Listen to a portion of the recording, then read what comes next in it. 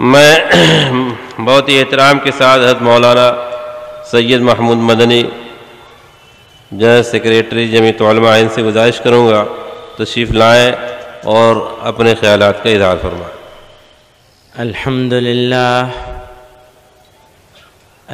للہ نحمده ونستعینه ونستغفره ونؤمن به ونتوکل علیہ ونعوذ باللہ من شرور انفسنا ومن سیئات اعمالنا من يهده الله فلا مضل له ومن يضلله فلا هادي له ونشهد أن لا إله إلا الله وحده لا شريك له ونشهد أن سيدنا ومولانا محمدا عبده ورسوله صلی اللہ تعالی علیہ وعلى آلہ وصحبہ وبارک وسلم۔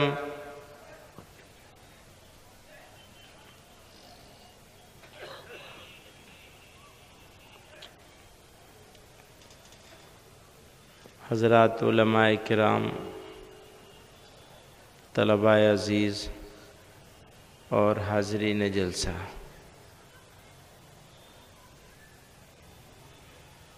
اللہ تعالی نے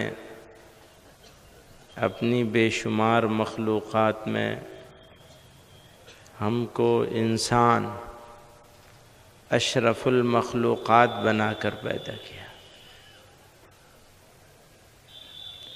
اور انسان بھی ایسا بنایا کہ کوئی کمی نہیں چھوڑی۔ دیکھنے کے لیے آنکھیں، سننے کے لیے کان، بولنے کے لیے زبان، دل، دماغ، جگر، معدہ، بے شمار نعمتیں عطا فرمائے۔ یہ وہ نعمتیں جو ہمارے جسم کو عطا کی، اور پھر بقا کے لیے، استعمال کے لیے جسم سے باہر یہ جو دنیا بنائی، زمین، آسمان، ندی، نالے، دریا، ہوا، پانی، آسمان، سورج، چاند، ستارے، تو جس طرح جسم کی نعمتوں کو ہم گن نہیں سکتے، اسی طرح اس دنیا میں پروردگار عالم نے جو نعمتیں ہمیں عطا فرمائیں ہم ان کی گنتی نہیں کر سکتے۔ فرمایا وَإِن تَعُدُّوا نِعْمَةَ اللَّهِ لَا تُحْصُوهَا، اگر تم اللہ تعالیٰ کی نعمتوں کو گننا چاہو تو اس کی گنتی نہیں کر سکتے ہو۔ وہ چاہے جسم کے اندر والی نعمتیں ہوں، جسم والی، اور چاہے اس جسم کی بقا کے لیے جو چیزیں پیدا کی ہیں وہ نعمتیں ہوں۔ سائنس بہت آگے چلا گیا ہے، چیزوں کے بارے میں نئی نئی معلومات ہو رہی ہیں، اور جیسے جیسے معلومات بڑھ رہی ہیں ویسے ویسے ایمان بڑھنا چاہیے، ایمان مضبوط ہونا چاہیے۔ جن کے پاس ایمان نہیں ہے ان لوگوں کو پروردگار عالم کی ان نعمتوں سے واقف ہونے کے بعد ایمان لے آنا چاہیے۔ پہلے کا انسان اندھیرے میں تھا، ابھی تو اجالے میں ہے، لیکن سوتوں کو جگایا جا سکتا ہے، جاگوں کو کیا جگائیں گے آج؟ تو اللہ تعالیٰ نے اس دنیا میں جتنی چیزیں پیدا کی، پیغمبر علیہ السلام فرماتے ہیں الدنیا خلقت لکم، دنیا تمہارے لیے بنائی گئی۔ اس دنیا کو بنایا گیا، سجایا گیا، اس کی سب حسن، خوبصورتی، سب کچھ انسان کے لیے۔ وَإِنَّكُمْ خُلِقْتُمْ لِلْآخِرَةِ، اور تمہیں آخرت کے لیے بنایا گیا۔ تو انسان کے پیدا کیے جانے کا مقصد آخرت ہے، اچھی طرح سمجھ لیجئے، انسان کی تخلیق کا مقصد، پیدا کیے جانے کا مقصد، بنائے جانے کا مقصد آخرت ہے۔ اب انسان نے الٹا کر دیا اسے۔ بابر نے کہا بابر بعیش کوش کہ دنیا دوبارہ نہیں، بابر مزے کر لو، دنیا دوبارہ ملنے والی نہیں ہے۔ پلٹ گیا نا سارا۔ دنیا مزے کرنے کے لیے نہیں ہے، دنیا تو آخرت کی تیاری کے لیے ہے۔ کفر ہے سراسر کہ اگر انسان یہ سمجھے کہ اس کو یہاں کے لیے پیدا کیا، یہاں کے عیش اور آرام کے لیے پیدا کیا، تو پھر کوئی حد نہیں رہتی انسان کی۔ فرمایا الدنیا خلقت لکم، دنیا تمہارے لیے بنائی گئی، تم کو دنیا کے لیے نہیں بنایا گیا۔ اور تم کو کاہے کے لیے بنایا گیا؟ آخرت کے لیے بنایا گیا۔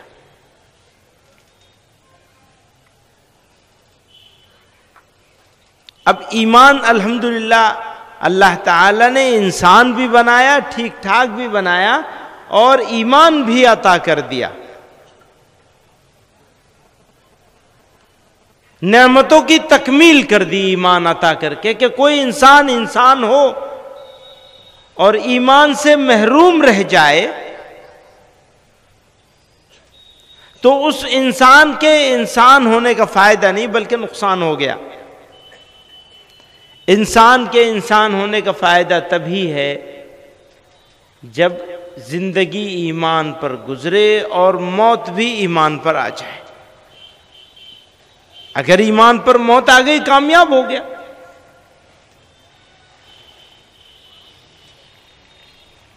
اور یہ کسی کو معلوم نہیں کہ اس کی زندگی اگر ایمان پہ گزر رہی ہے تو موت بھی ایمان پر آ جائے گی۔ مجھے حضرت تھانوی رحمۃ اللہ علیہ کا ایک قصہ یاد آیا کہ کسی مولک خادم نے آ کر حضرت سے بتایا کہ حضرت فلاں آدمی آپ کے بارے میں نازیبا الفاظ کہہ رہا تھا، نامناسب الفاظ کہہ رہا تھا۔ تو جو لوگ سن رہے تھے وہ بہت حیرت میں تھے کہ اسے یہ بات حضرت کو بتانی نہیں چاہیے تھی، اور سب متوجہ ہو گئے کہ دیکھیں حضرت کے چہرے پر کیا رنگ آتا ہے اپنے بارے میں برائی سن کر۔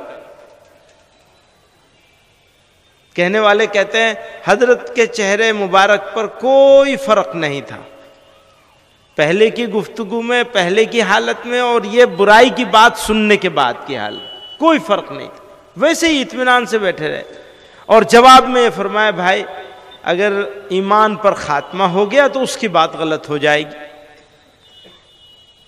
اور خدا نخواستہ ایمان پر خاتمہ نہیں ہوا تو جو وہ کہہ رہا ہے میں اس سے بھی زیادہ بدتر۔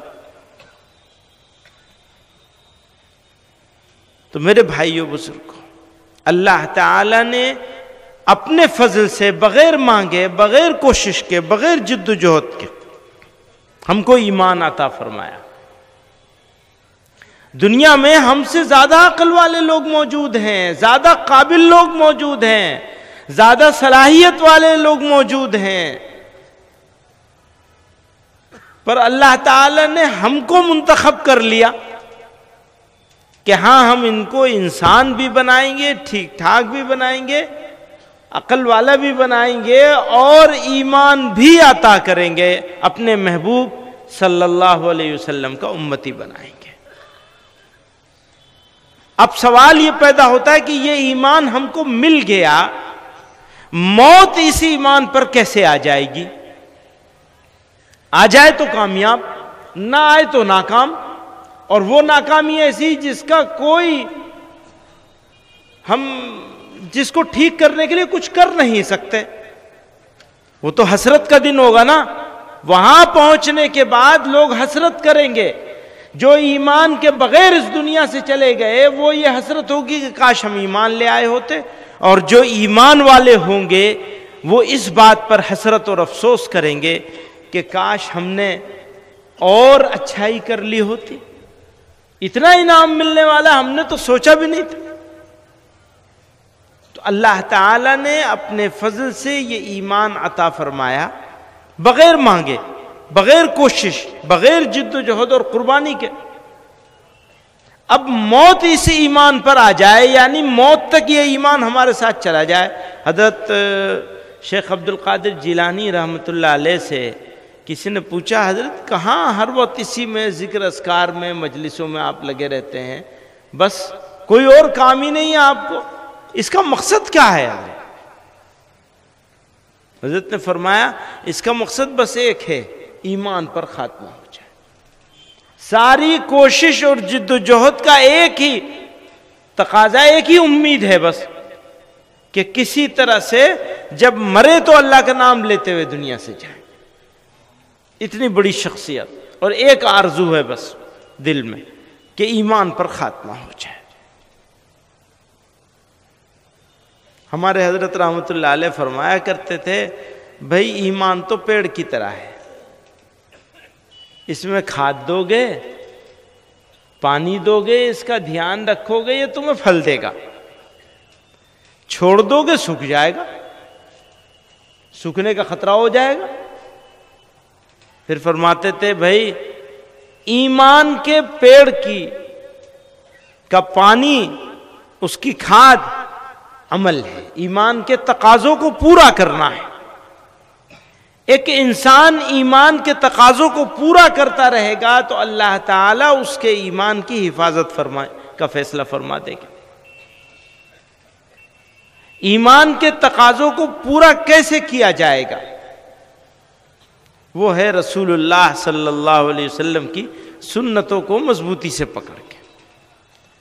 آج کل ایک بات بہت ہو گئی ہے کہ ٹھیک ہے سنت ہی تو ہے، اللہ میاں فرض پورے کروا لے وہ غنیمت ہے۔ تو میں یہ کہا کرتا ہوں کہ جو سنتیں چھوڑتا ہے اللہ تعالیٰ فرض ادا کرنے کی صلاحیت اور موقع اس سے چھین لیتے ہیں۔ فرض ادا ہوگا، ہمارا اور آپ کا فرض ادا ہوگا رسول اللہ صلی اللہ علیہ وسلم کی سنتوں پر کوشش کرنے کی وجہ سے، توفیق نصیب ہوگی۔ ایسا واقعہ میں نے اپنی آنکھ سے دیکھا ہے کہ ایک بزرگ نے ایک آدمی کو تہجد کی نماز پابندی سے پڑھنے کے لیے کہا۔ اس بزرگ کے کہنے کی وجہ سے انہوں نے تہجد کی نماز پڑھنی شروع کر دی۔ پہلے سنتیں نہیں پڑھتے تھے، اہتمام سے کبھی پڑھ لی کبھی چھوڑ دی، لیکن تہجد پڑھنے لگے تو سنتوں کی توفیق ہو گئی، اور سنتوں کی توفیق ہو گئی تو ان کی فرض کی کیفیتیں بدل گئی۔ تو جو انسان سنتوں کو ترک کرے گا وہ انسان فرض پر قائم رہنا اس کا مشکل ہو جائے گا۔ اللہ تعالیٰ فرض کی ادائیگی کا راستہ نکالا ہے اللہ تعالیٰ نے اپنے محبوب صلی اللہ علیہ وسلم کی سنت سے، کیونکہ فرض تو وہی ادا کرے گا جس کو اللہ تعالیٰ جس سے خوش ہوں گے۔ یہ بھی ہے سمجھ لیجئے، جس سے خوش نہیں ہوتے کہتے جی کوئی مالدار آدمی ہے، بزنس مین ہے، نمازیں نہیں پڑھتا، فرائض سے سب غفلت کرتا ہے، بھئی اللہ کی بڑی مہربانی ہے میرے اوپر، دیکھو جی میرے سے تو فرض بھی نہیں ہوتا، میرے سے تو یہ بھی نہیں ہوتا، یہ بھی نہیں ہوتا، پھر بھی دیکھو مالک کتنا خوش ہے۔ اسے یہ نہیں پتا کہ تجھ سے سجدے کی توفیق چھین لی ہے، تو سمجھ رہا ہے کہ کاروبار میں برکت ہو رہی ہے تو خوش ہے۔ وہ کاروبار میں برکت تو اس سے بھی ہوتی ہے جس سے سخت ناراض ہوتے ہیں۔ تمہیں سجدے کی توفیق ہو رہی ہے یا نہیں ہو رہی ہے، اس سے پتہ چلے گا۔ تو اللہ تعالیٰ اس وقت تک بندے کو فرض کی صحیح طرح سے ادائیگی کی توفیق نہیں دیں گے، یا اپنے دربار میں حاضر ہونے کی توفیق اس کو نہیں دیں گے جو ان کے محبوب صلی اللہ علیہ وسلم کے راستے پہ نہیں چلے گا۔ ان کے راستے پہ چلو گے تو اللہ تعالیٰ فرائض کی حفاظت کروائیں گے، اپنے دربار میں بار بار بلائیں گے سجدے کے لیے، ان کے بلائے بغیر تو کوئی جا ہی نہیں سکتا نا۔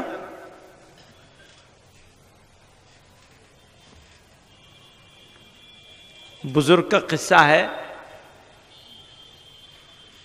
میں اپنی بات بس اس قصے پہ ختم کر دوں گا۔ 12 سال تک ایک آدمی نے ایک بزرگ کی خدمت میں مرید بن کر خدمت کری، تہجد کی وضو کے لیے پانی لے کر کے موجود رہتا تھا وہ، اور اس کا سونا اٹھنا بیٹھنا سب اپنے پیر کے ساتھ تھا۔ 12 سال کے بعد اس نے کہا حضرت جی مجھے اجازت دو میں چلا، بس ہو گیا بہت، بتیری خدمت کر لی آپ کی۔ اچھا بھائی جانا چاہو تو جاؤ، لیکن بات کیا ہو گئی اچانک سے؟ اتنے سالوں سے رہتے رہتے اچانک تمہیں جانے کی کیوں سوچ گئی؟ کہ جی 12 سال ہو گئے، سب آپ کے جاگنے سونے سب چیز میں، سفر میں حضر میں آپ کے ساتھ شریک ہوں، ابھی تک میں نے آپ کی کوئی کرامت نہیں دیکھی، ڈھونڈ رہا ہوں کہ اللہ میاں ایک کرامت دکھوا دیتا آپ کی، کوئی کرامت نہیں ملی۔ اب ایسے بزرگ کے پاس رہ کے کیا فائدہ ہوگا جس کی کوئی کرامت ہی نہ ہو؟ تو میں چلا کسی اور کو ڈھونڈوں گا۔ حضرت نے فرمایا ہاں بھائی جانا چاہو تو جاؤ، کس نے روکا ہے تمہیں؟ لیکن یوں بتا دو ان 12 سال میں کبھی تم نے کوئی کام میرا خلاف سنت دیکھا؟ بس کھیل گیا، اب سوچ میں پڑ گیا، سوچتے سوچتے اس نتیجے پر پہنچا کہ نا جی خلاف سنت کوئی کام میں نے نہیں دیکھا، تو پھر اور کیا کرامت ڈھونڈ رہا ہے؟ آپ سمجھ رہے ہیں؟ اللہ تعالی نے قرآن کریم میں ارشاد فرمایا قل ان کنتم تحبون اللہ، اگر تم اللہ سے محبت کرنے والے ہو۔